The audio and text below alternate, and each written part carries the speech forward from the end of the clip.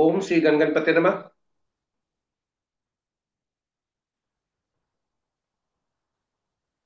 श्री गणेश की वंदना कर, दिन के स्वामी बुद्धदेव तथा मां शारदे की आराधना कर, इष्ट देव का ध्यान धर, गुरुजनों को नमन कर, अभिनंदन करते हैं आपका वरुण एस्ट्रो सेंटर में। आज का दैनिक पंचांग लेकर आपके समक्ष उपस्थित। इसमें यह 5 भागों में है। इसमें डेटा जो भी प्रयुक्त हुए वे दृक पंचांग से लिए गए हैं। छवि जो भी उपयोग में लाई गई है वह गूगल से है। और आप तक हम YouTube के माध्यम से इसे पहुंचा पाने में समर्थ हैं। तो बने रहिए हमारे साथ, अंत तक कहीं नहीं जाइएगा। ये आपके लिए बहुत उपयोगी हो सकते हैं और ज्ञानवर्धक भी। तो चलते हैं अपने प्रस्तुति में। दिनांक 2 अप्रैल 2025, चैत माह शुक्ल पक्ष, शाका संवत 1946 क्रोधी, विक्रम संवत 2082 कलायुक्त, सूर्योदय 5:40 पर, सूर्यास्त 6:06 पर। आज का दिशा शूल उत्तर है। उत्तर दिशा में यात्रा नहीं करना चाहिए, अशुभता की बात है। फिर भी मजबूरन यदि यात्रा करने पड़े तो गुड़ खाकर यात्रा करें। ईश्वर आपकी यह यात्रा आरामदायक सफल करें और आपके उद्देश्य की पूर्ति हो। पंचांग के 5 अंक। दिन बुधवार, तिथि देर रात्रि 11:49 तक पंचमी, उसके बाद षष्ठी। नक्षत्र प्रातः 8:49 तक कृतिका, उसके बाद रोहिणी। योग प्रातः 6:07 तक प्रीति, उसके बाद आयुष्मान। करण दिन के 1:07 तक बव, उसके बाद बालव। तो ये रहे पंचांग के 5 अंक। महत्वपूर्ण मुहूर्त में देखने के पूर्व यह देखें कि भोलेनाथ आज कहाँ वास कर रहे हैं और उसका प्रभाव क्या है। तो भोलेनाथ जब तक पंचमी है तब तक वो कैलाश पर्वत पर हैं। उसके बाद वृषारूढ़ हैं, नंदी पर हैं, और दोनों शुभ है। महत्वपूर्ण मुहूर्त में शुभ मुहूर्त, अभिजीत मुहूर्त आज के नहीं है। अमृत काल 2 भागों में है। प्रातः 6:39 से 8:06 तक। अमृत फिर दोबारा कल भोर में 4:04 से 5:53 तक। सॉरी, 5:33 तक। सर्वार्थ सिद्धि योग प्रातः 5:40 से 5:39 तक, जिसे कहते हैं अहोरात्रि, यानी आज सूर्योदय से कल सूर्योदय तक। रवि योग प्रातः 5:40 से 8:49 तक। विजय मुहूर्त अपराह्न 1:58 से 2:47 तक। गोधूली बेला संध्या 6:05 से 6:28 तक। निशिता मुहूर्त देर रात्रि 11:30 से मध्य रात्रि 0:16 तक। यहाँ ये बताते चले कि निशिता मुहूर्त देर रात मध्य रात्रि में हुआ करती है, और यह मुहूर्त रात्रि में साधना, पूजा पाठ, तंत्र मंत्र आदि करने के लिए उपयुक्त समय है। अशुभ मुहूर्त में राहु काल दिन के 11:53 से 1:26 तक। गुलिक काल 10:20 से 11:53 तक। यमगंड प्रातः 7:13 से 8:46 तक। और वर्ज्य मुहूर्त देर रात्रि 11:38 से 1:07 तक। भद्रा, गंडमूल और पंचकाज नहीं है। तो ये रहे पंचांग के हमारे महत्वपूर्ण और शुभ और अशुभ मुहूर्त। ग्रहों की आकाशीय स्थिति को देखें तो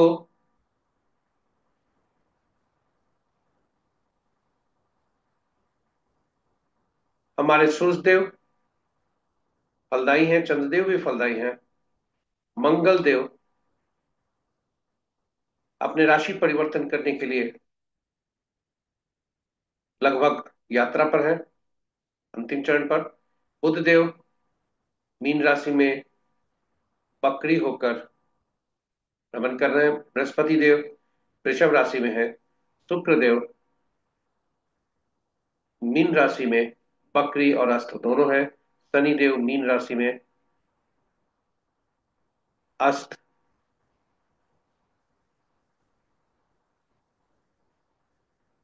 हैं, और शनि देव 7 तारीख तक अस्त रहेंगे। बुध देव 6 तारीख तक अस्त रहेंगे।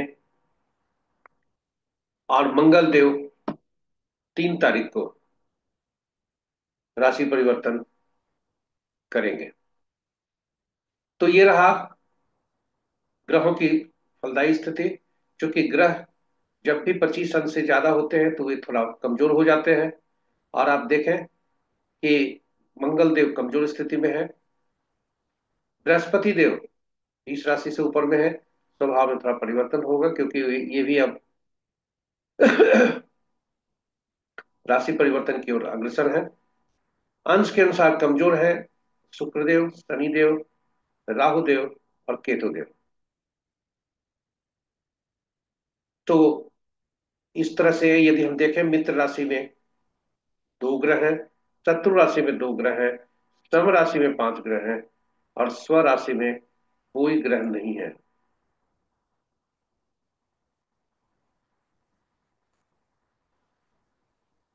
बृहस्पति देव के राशि में 5 ग्रह, बुध देव की राशि में 2 ग्रह, शुक्र की राशि में 2 ग्रह हैं। इस तरह बृहस्पति देव सबसे शक्तिशाली ग्रह बनकर उभर रहे हैं, क्योंकि उनकी राशि में 5 ग्रह हैं। बृहस्पति और शुक्र का आपस में राशि परिवर्तन भी है, क्योंकि बृहस्पति की राशि में शुक्रदेव मीन राशि में है, और वहीं बृहस्पति देव वृषभ राशि में होकर शुक्र की राशि में। नक्षत्र के अनुसार यदि हम ग्रहों की स्थिति को देखें, तो मित्र राशि में मित्र नक्षत्र में 3 ग्रह, शत्रु नक्षत्र में 2 ग्रह और सब नक्षत्र में 4 ग्रह है। यहाँ भी बृहस्पति देव सबसे शक्तिशाली ग्रह उभर रहे हैं, क्योंकि मित्र उनके उनके उनके नक्षत्र में 4 ग्रह हैं। सूर्यदेव और चंद्रदेव के सूर्यदेव के नक्षत्र में 2 ग्रह हैं। चंद्रदेव और बुधदेव की राशि में एक एक ग्रह है। शुक्र मंगल राहु केतु ये स्वतंत्र ग्रह हैं, क्योंकि इनके नक्षत्र में कोई ग्रह नहीं है, और किसी भी ग्रह का नक्षत्र परिवर्तन नहीं है। यानी सभी एकल नक्षत्र में ही है, आपस में नक्षत्र परिवर्तन नहीं है। तो ये रहा हमारे दैनिक पंचांग प्रस्तुति के पहला भाग। हम आपको अब ले चलते हैं, बने रहिए हमारे साथ अपने दूसरे भाग में, जो नक्षत्र के अनुसार जन्म पत्रिका में चंद्रमा जिस नक्षत्र में होते हैं, उनके नक्षत्र समूह के स्वामी के अनुसार कैसा दिन रहने की संभावना है, हम अपने अगली अगली प्रस्तुति में आपको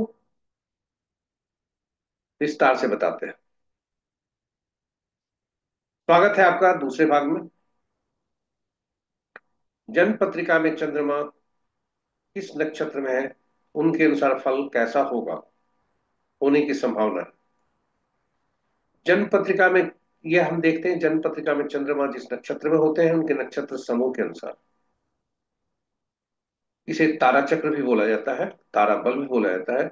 और तारा चक्र पर हमने एक अलग वीडियो यूट्यूब में रखा है। यह आपके लिए बहुत ही ज्ञानवर्धक होगा, जरूर देखेंगे, क्योंकि यहाँ पर केवल आज के दिन की बात कर रहे हैं। उस नक्षत्र जो समूह के का तारा चक्र का जो हमने जिक्र किया है, उससे आप बहुत सारी बातें जान सकते हैं। आज का दिन भविष्य की योजना बनाने में आपको सहायक, कौन सा समय उपयुक्त होगा आपके लिए, कौन से संबंध अच्छे हैं,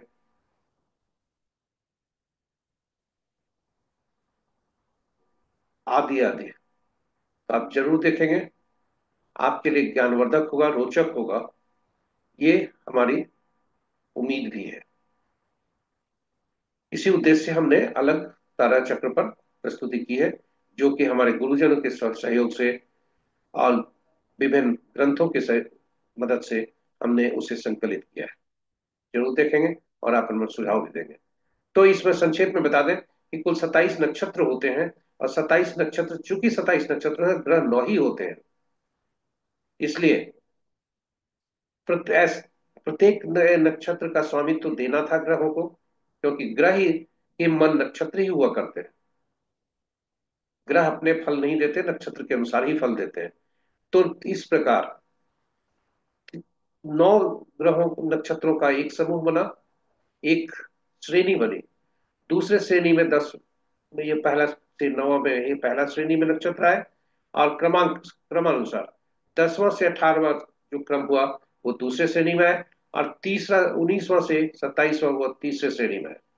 और प्रत्येक श्रेणी में से एक एक ग्रह, एक एक नक्षत्र को, जिस जिस जो भी नक्षत्र को लिया गया, मान लीजिए पहला नक्षत्र 10वां और 19वां नक्षत्र को एक ग्रह से जोड़ा गया, और वे ग्रह क्रमांक में दशा महादशा के अनुसार जो होते हैं उन्हीं क्रमानुसार में उनसे जोड़ा गया।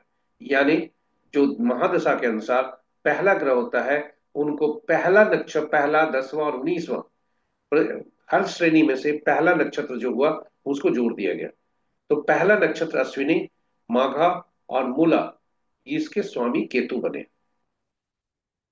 और इसी क्रम में आप आगे देखें, पांचवा नक्षत्र यदि हम कहें तो मृगशिरा हुए, 14वां नक्षत्र चित्रा, और 23वां नक्षत्र धनिष्ठा। इनका संबंध, इनका स्वामित्व मंगल को दिया गया। इसी क्रमानुसार में कहें 9वां 18वां 27वां नक्षत्र क्रमशः अश्लेषा, ज्येष्ठा और रेवती बने। इनका स्वामित्व अंतिम ग्रह बुध को दिया गया। तो इस तरह से नक्षत्रों का स्वामित्व बना, और इसीलिए कहा जाता है नक्षत्र समूह के स्वामी। यानी केतु देव तीनों नक्षत्र का फल देंगे, और तीनों नक्षत्र का आपस में सामंजस्य रहेगा। अब हम शुभता अशुभता निकालने के पूर्व बता दें आपको कि जब जन्म पत्रिका में चंद्रमा जिस नक्षत्र समूह में होते हैं उसके जो स्वामी होते हैं, वहां से गिनती आरंभ की जाती है। यानी वो पहला हमारा नक्षत्र स्वामी बने। और पहला नक्षत्र स्वामी जो होता है वह मिश्रित फल देते हैं, और पहले से तीसरा, पांचवा और सातवां जो नक्षत्र स्वामी होते हैं ग्रह, वे पीड़ा देते हैं, बाधा देते हैं, कष्ट देते हैं। और सातवां जो होते हैं वो ज्यादा पीड़ा देते हैं, मृत्यु तुल्य कष्ट भी देते हैं। कुछ लोगों, मतलब ऐसा भी देखा गया, इसे हम उपयोग न करना नहीं करना चाहते, लेकिन जीवन लीला समाप्ति भी उसी, लगभग उसी नक्षत्र में हुआ करता है। तो कहने का मतलब तात्पर्य यह है कि जब भी सातवां नक्षत्र आपके पास आए तो थोड़ा सावधान रहने की जरूरत है, और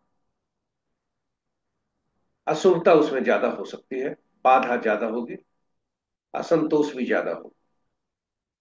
अब हाँ, यदि हम देखें जन्म नक्षत्र स्वामी से, मतलब जन्म नक्षत्र समूह के स्वामी से दूसरा, चौथा, छठा, आठवां और 9वां नक्षत्र समूह स्वामी जो होते हैं वे शुभ फलदायी होते हैं। 8वां और 9वां विशेष शुभदायी होते हैं। तो ये रहे एक छोटी सी, हल्की सी जानकारी ज्ञानवर्धन हेतु। विशेष आप उस हमारी प्रस्तुति को जरूर देखें, यह आपके लिए विशेष रूप से ज्ञानवर्धक होगा। और उस पर सुझाव दें, उसमें आप क्या हमें हमसे उम्मीद करते हैं, या कुछ उसमें हमें सुझाव दें ताकि हम उसको अच्छे से, उसका त्रुटि निराकरण कर हम उसको प्रस्तुत कर सकें। तो आज का नक्षत्र यदि हम देखें तो चंद्रमा 8:49 तक कृतिका नक्षत्र में है, और कृतिका नक्षत्र में, यानी ये तीसरा नक्षत्र हुआ, तीसरे नंबर का। तो तीसरा, 12वां और 21वां नक्षत्र के स्वामी सूर्य बने। यानी सूर्य के नक्षत्र में जो जन्मे जातक होंगे उनके लिए मिश्रित फल होगा। और यहां से तीसरा, पांचवा, सातवां नक्षत्र स्वामी जो बने वो मंगल, बृहस्पति, बुध बने। तो इस नक्षत्र में जो जन्मे जातक होंगे उनके लिए अशुभता के संकेत होंगे। और दूसरा, चौथा, छठा, आठवां, नौवां नक्षत्र स्वामी क्रमशः चंद्रमा, राहु, शनि, केतु और शुक्र बने, ये शुभ फलदायी है। बुध नक्षत्र वाले जन्मे जातक के लिए थोड़ा सावधान रहने की जरूरत है। और यदि हम देखें 8 बजकर प्रातः 8 बजकर 49 मिनट तक, जब चंद्रमा रोहिणी नक्षत्र में होंगे, तो चंद्रमा के नक्षत्र में जन्मे जातक के लिए मिश्रित फल, राहु शनि केतु के नक्षत्र में जन्मे जातक के लिए अशुभता के संकेत, मंगल बृहस्पति बुध शुक्र सूर्य के नक्षत्र में जन्मे जातक के लिए शुभता के संकेत मिल रहे हैं। तो ये रहे हमारे दैनिक पंचांग की हमारी दूसरी प्रस्तुति। अब हम अपने अगले भाग में चलते हैं, जो चंद्र बल के अनुसार यानी राशि के अनुसार कैसा दिन रहने की संभावना है। तो आज चंद्रमा का राशि परिवर्तन नहीं है। चंद्रदेव आज वृषभ राशि में रहेंगे। तो इसलिए मेष राशि वाले, मिथुन राशि वाले, कन्या और तुला, मकर और कुंभ राशि वाले थोड़ा सावधान रहे, अशुभता के संकेत मिल रहे हैं। वहीं कर्क, वृषभ, कर्क, सिंह, वृश्चिक, धनु, मीन राशि के लिए उत्तम फल के संकेत मिल रहे हैं। तो ये रहे चंद्र बलम, जिसको बोलते हैं चंद्र बल के अनुसार आज के दिन के संकेत। अभी तक हम आपको ले आए हैं चौघड़िया ज्योतिष में। अभी तक हमने दिन की बात कर रहे थे। अभी यहां पर हम जिक्र करेंगे अवधि की। कौन सा अवधि हमारे लिए किस कार्य के लिए उपयुक्त है। यह चौघड़िया जो ज्योतिष यह शुभ और अशुभ मुहूर्त दिखाता है। किसी भी शुभ कार्य को करने के लिए इसका किया जाता है, चाहे वो पूजा पाठ हो या नया काम करने हो शुरू हो या कोई भी कार्य करने हो, आप इसको का उपयोग किया जाता है। यदि हम सभी मुहूर्त को अच्छे से नहीं देख पाए या किसी से संपर्क नहीं कर पाए, तो कम से कम चौघड़िया मुहूर्त जरूर देखना चाहिए। तो इस पर हमने अलग से एक वीडियो डाला है, हिंदी और अंग्रेजी में। चौघड़िया की उपयोगिता, यूटिलिटी ऑफ चौघड़िया, समय निकाल कर उसको देखें। यह आपके लिए ज्ञानवर्धक होगा और उपयोगी भी। तो संक्षेप में बता दें कि कुल 8 प्रहर दिन के, 8 प्रहर रात्रि के हुआ करते हैं। 16 प्रहर होते हैं 24 घंटे में। और इसलिए 8 चौघड़िया दिन के, 8 चौघड़िया रात का निर्धारित किया गया। परंतु साप्ताहिक दिनों से इसको जोड़ना था, इसलिए 7 चौघड़िया ही प्रयुक्त हुए। और 8वां चौघड़िया जो बनता है, वो पहला चौघड़िया जो होता है उसी की पुनरावृत्ति होती है, चाहे दिन का या रात का। तो 7 चौघड़िया हुए। 7 चौघड़िया का संबंध सप्ताह के 7 दिनों से हुआ, यानी इनका स्वामित्व सप्ताह के 7 दिनों को मिला। और 7 दिनों का स्वामित्व, 7 साप्ताहिक 7 दिनों का स्वामित्व 7 ग्रहों को है। और ये 7 ग्रह किसी न किसी विशेष कार्य करने के लिए अधिकृत है। इस प्रकार कहा जाए, हर चौघड़िया किसी न किसी कार्य करने के लिए अधिकृत है। और हमें जो काम करने हैं उसके लिए उसी चौघड़िया का अगर उपयोग करते हैं, तो वह ज्यादा श्रेयस्कर होता है, फलदायी होता है। इस चौघड़िया का उपयोग करते समय यह जरूर देखें, किसी भी चौघड़िया का जब हम उपयोग कर रहे हैं अपने शुभता हेतु, तो कहीं वह अशुभता से तो पूर्ण नहीं है, क्योंकि दिन का चौघड़िया काल वेला, वार वेला और राहु काल से ग्रसित होता है। राहु काल का जो वीकली कैलेंडर है, सोमवार से रविवार से शनिवार तक, वह भी हमने एक अलग वीडियो में पोस्ट किया है, उसे देखें। थोड़ा सा सूर्योदय और सूर्यास्त के समय के अनुसार उसमें हल्का सा समय का बदलाव हो सकता है। तो आज का चौघड़िया यदि देखें तो दिन बुधवार, इसलिए लाभ चौघड़िया से होता है। लाभ चौघड़िया बुध से उसका संबंध है। और जो जो चौघड़िया बुध का चौघड़िया ज्ञान अर्जन, विद्या, धन प्राप्ति आदि से उसका संबंध रखते हैं। तो लाभ चौघड़िया से दिन आरंभ है, लाभ चौघड़िया से दिन समाप्ति होती है। रात्रि का चौघड़िया उद्वेग चौघड़िया से आरंभ होता है और रात्रि की समाप्ति उद्वेग से होती है। परंतु दिन के चौघड़िया में देखें, 8:46 से 10:20 तक काल बेला से ग्रसित है। और 11:53 से 1:26 तक राहु काल से ग्रसित है। इन दो चौघड़िया का त्याग करना चाहिए, नहीं तो अशुभता बढ़ती है, शुभता घटती है। लाभ चौघड़िया फिर रात्रि का 2:46 से 4:12 तक है, जो काल रात्रि से ग्रसित है। इससे भी उपयोग नहीं करना चाहिए। तो ये रहे हमारे चौघड़िया मुहूर्त पर प्रस्तुति, जो दैनिक पंचांग का चौथा प्रस्तुति है। अब हम आपको ले चलते हैं अंक ज्योतिष के अनुसार कैसा दिन रहने की संभावना है। इसके पूर्व पुनः आपको बता दें कि यह आपको दृक पंचांग के से डेटा लिया गया, छवि गूगल से ली गई और यूट्यूब के माध्यम से आप तक प्रस्तुति हम पहुंचाई जा रही है। यदि अब आप हमारे लिए नए सब्सक्राइबर हैं, पहली बार सुन रहे हैं, तो सब चैनल को सब्सक्राइब जरूर करें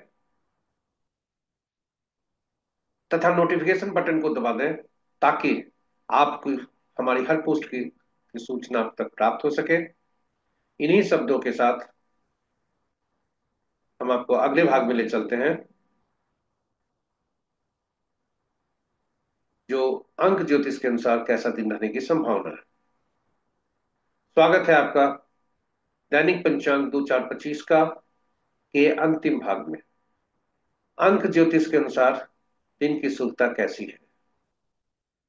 अंक हम जानते हैं, इस पर हम बराबर जिक्र करते आए हैं कि अंकों की हमारे जीवन में अहम भूमिका हुआ करती है। हमारे जीवन में कुछ अंक बार बार आते हैं, कुछ बार बार वो अच्छी ऊर्जा दे जाते हैं, कुछ खराब ऊर्जा दे जाते हैं। कुछ दिन हमारे लिए अच्छे होते हैं, कुछ खराब भी निकलते हैं। ये सब अंकों का कमाल है। शहर बदलते ही, घर बदलते ही शुभता होती है, अशुभता भी होती है। तो अंक ज्योतिष में हम जब भी अंक ज्योतिष की चर्चा करते हैं तो एकल अंक की चर्चा करते हैं, क्योंकि अंक ज्योतिष में एकल अंक ही उपयुक्त होता है, यानी 1 से 9 तक का, शून्य का उपयोग नहीं होता है। और 1 से 9 जो अंक होते हैं उनका कोई ना कोई ग्रहों से संबंध है उनका संबंध विभिन्न ग्रहों को दिया गया है, और उसी तरह से वे विभिन्न तत्वों को भी हमारे प्रतिनिधित्व करते हैं, जो हमारे शरीर का होता है। वास्तु से भी संबंध इनका बनता है। इसलिए ऐसा देखा गया है कि अंक हमारे जीवन में जब भी कुछ ज्यादा बढ़ जाते हैं, विभिन्न रूपों में प्रयुक्त, क्योंकि हम जन्म लेते हैं तो केवल जन्म तिथि, माह और वर्ष हमारे साथ होता है, हुआ करता है, जो कि ईश्वर से गिफ्ट के रूप में मिलता है। उसके बाद हम अतिरिक्त अंक इसमें जोड़ते जाते हैं नाम के रूप में।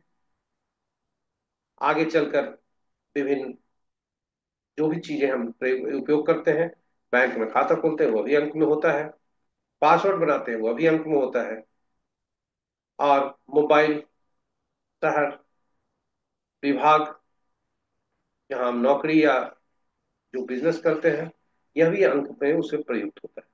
तो अंक ज्योतिष में जब भी एकल अंक से एक अंक से ज्यादा हमें अंक, सामूहिक अंक मिले, तो हमें उसे जोड़कर एकल अंक बनाकर तब उसकी विवेचना करते हैं। तो आज इस संबंध में हम अंक ज्योतिष पर सीखने हेतु हम कुछ वीडियो डाले हैं और फिर वीडियो डालने वाले हैं, आप उसे देखें। हम प्रयास में भी हैं कि इस पर, अंक ज्योतिष पर नया क्लास स्टार्ट करने का। तो आज का दिन का यदि देखें, दिनांक 2/4/25, तिथि का योग 2 और तिथि माह और वर्ष का योग 6, यानी चंद्रमा, इस दो के मालिक चंद्रमा हुए, रूलिंग प्लैनेट। 6 के शुक्र हुए। और यदि 6 का तालमेल हम देखें तो विभिन्न अंकों से, तो जिस जातक का जन्म 1-10-19-28 को हुआ है उनका मूलांक 1 बनता है। सूर्यदेव उनके स्वामी बनते हैं, दिन उत्तम होने की संभावना है, 3.5 स्टार मिल रहे हैं। 80 से 90% सफलता का दर होने की संभावना है। 2 मूलांक वाले इनका जन्म तिथि किसी भी माह का 2-11-20-29 को हुआ होता है। चंद्रदेव इनके स्वामी बनते हैं, दिन सामान्य होने की संभावना है। 2.5 स्टार मिल रहे हैं, 40% सफलता का दर होने की संभावना। 3 मूलांक वाले 3, 12, 21, 30 तारीख को इनका जन्म हुआ होता है। बृहस्पति देव इनके स्वामी बनते हैं। और 3 और 6 को जब भी लिखा जाए तो 36 का संबंध बनता है। दोनों बृहस्पति देव और शुक्रदेव दोनों भी जो विजडम के हैं, ज्ञान के देवता है। एक देवता देवों के गुरु है, दूसरे दानवों के गुरु, इसलिए दोनों में कटुता रहती है। तो 6 का जब भी 3 से संबंध जोड़ा जाता है वहां कटुता रहती है, इसलिए सावधान रहने की जरूरत है। 0 स्टार मिल रहा है। और सफलता भी अच्छी नहीं, सफलता का सूचक भी अच्छा नहीं है। 4 मूलांक वाले इनका जन्म तिथि किसी भी माह का 4, 13, 22, 31 को हुआ होता है। राहु देव इनके स्वामी होते हैं, 3 स्टार मिल रहे हैं, दिन उत्तम होने की संभावना है, 90% सफलता का दर होने की संभावना है। 5 मूलांक वाले 1 से 9 तक के मध्यकांक बैलेंस नंबर। 5, 14, 23 तारीख को इनका जन्म हुआ होता है किसी भी माह का। बुधदेव इनके स्वामी बनते हैं, दिन अच्छा होने की संभावना है, 3.5 स्टार मिल रहे हैं, 90 से 100% सफलता का दर होने की संभावना है।